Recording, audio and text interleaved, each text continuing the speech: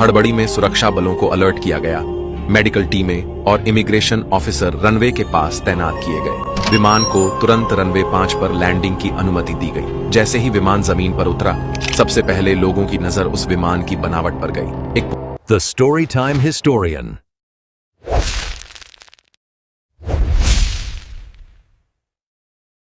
हड़बड़ी में सुरक्षा बलों को अलर्ट किया गया।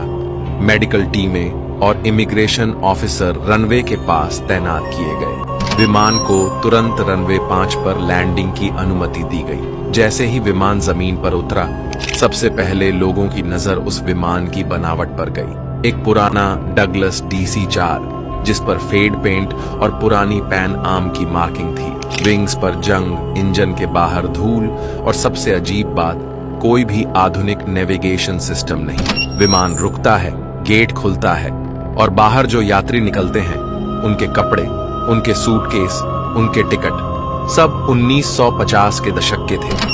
महिलाएं घुटनों तक की स्कर्ट में, पुरुष फेडोरा टोपी और पुराने सूट में। टिकट हाथ से लिखे हुए थे, no barcodes, no boarding passes, just paper stuffs. एक महिला गोद में बच्चा लिए हुए थी। वो बच्चा उस समय लगभग 3 साल का था, जिसका जन्म वर्ष होना चाहिए था 1952। एयरपोर्ट स्टाफ स्तब्ध था। वे यात्री घबराए हुए थे, पूछ रहे थे, क्या हम मियामी में हैं? ये जगह कुछ अलग क्यों लग रही है? आप लोग इतने अजीब कपड़े क्यों पहने हो? सुबह 9:15 पर टेक ऑफ के ठीक बाद मीडिया को खबर मिलती है और कुछ ही घंटों में time travel plane lands after 13 years जैसी हेडलाइन पूरे अमेरिका और फिर दुनिया में वायरल हो जाती है।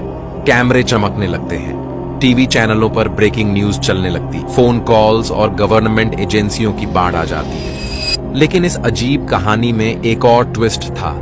जब इमिग्रेशन ऑफिसर हुआन दे ला कोर्ट विमान की ओर बढ़ता है और पूछताछ शुरू करता है, तभी विमान का पायलट अचानक दरवाजा बंद कर देता है और फिर विमान एक बार फिर टेक ऑफ करता है बिना किसी अनुमति के। सब हैरान, स्तब्ध और डर के मारे बस आसमान की ओर देखते रह जाते हैं। वो विमान फिर कभी नहीं देखा गया। इतनी रहस्यमयी घटना के बाद दुनिया 2 हिस्सों में बंट जाती है।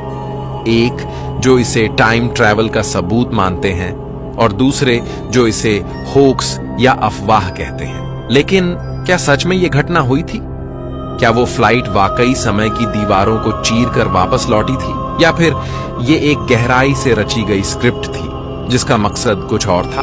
अगले भाग में हम जानेंगे इस कहानी से जुड़े सबसे बड़े गवाह, गुप्त सरकारी दस्तावेज और उस अखबार की कहानी जिसने इस रहस्य को जन्म दिया।